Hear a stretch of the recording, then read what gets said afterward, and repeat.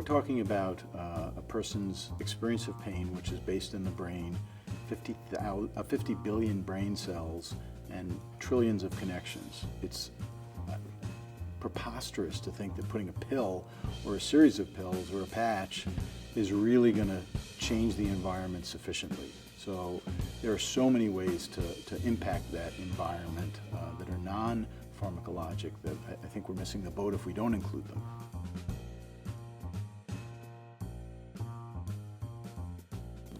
The first and most important thing is that they can be offered in a primary care setting. Non-pharmacological measures can be offered in a primary care setting. Sometimes physicians say, I don't have time, I don't have the skill set, and a lot of things can be suggested to patients that they can then take home and bring back results without much heartburn and without much expenditure of energy and time, with good results.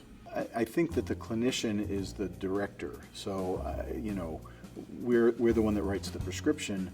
We need to be the one that says, investigate mindfulness practice, which is one of the key very inexpensive or free measures that somebody can do to really impact their thinking and their feeling processes with respect to pain. For a clinician to mention that, it becomes prescriptive. And I think it's our responsibility as clinicians, as physicians, to be prescriptive or at least suggestive. Have you considered mindfulness? And one of the responses that I often hear when I teach about mindfulness is, oh, people won't do it. Well, when I teach about mindfulness, hundreds of physicians are meditating in the room when I'm doing it. So everybody will give it a try. Some people won't carry on with it, some people won't get results with it, but it's really worth a suggestion and a try. And mindfulness starts with the breath.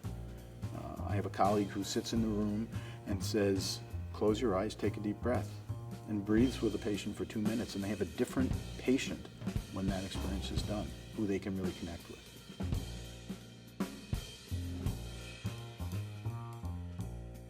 Well, some of the other measures that can be undertaken that are non-pharmacologic involve thinking processes. So we have cognitive behavioral therapy, over 200 studies, evidence-based medicine that shows that people who are trained to think differently, to decrease their overgeneralization and their black and white thinking, and the phenomenon we know as catastrophization, which is making it worse than it really is.